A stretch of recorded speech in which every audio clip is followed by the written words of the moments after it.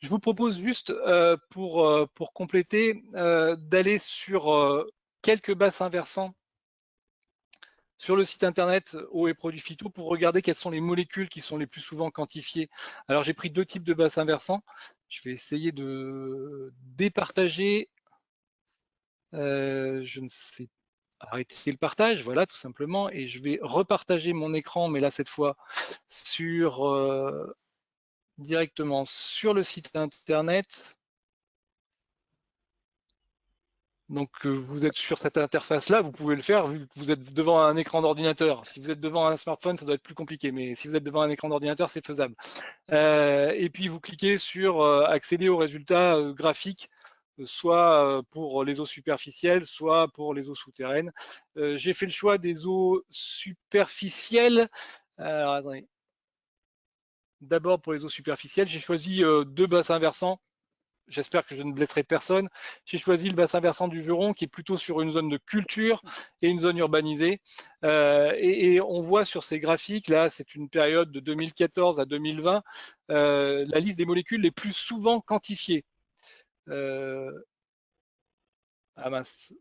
Vous voyez, est-ce que vous voyez le graphique? Priscille, est-ce que c'est bon? On le voit en tout cas en partie.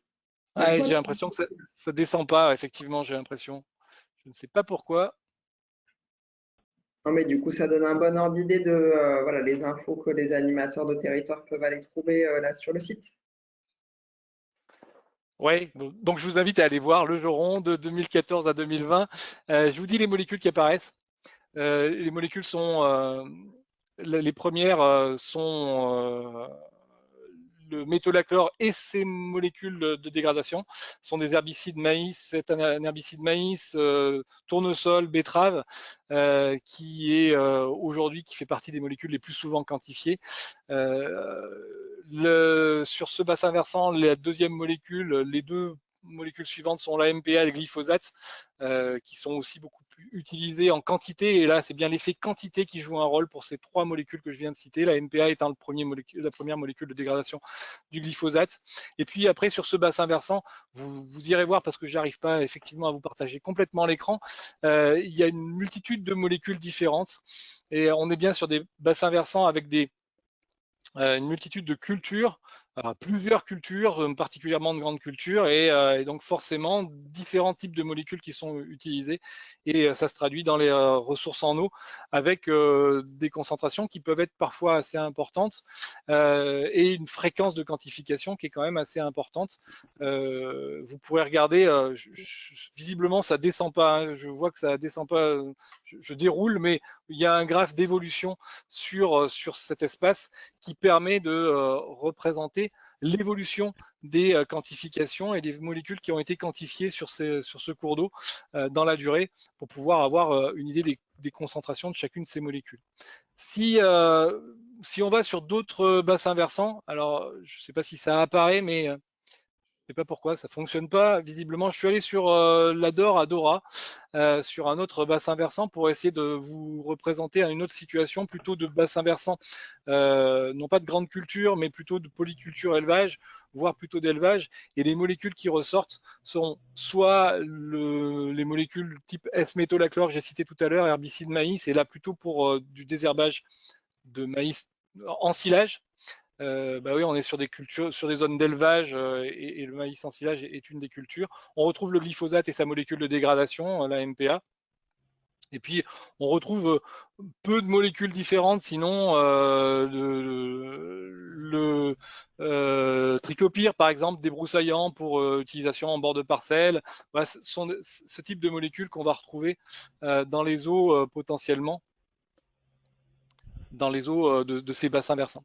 Et enfin, dernière chose, sur les eaux souterraines, je vais essayer de repartager, on ne sait jamais, ça peut peut-être marcher.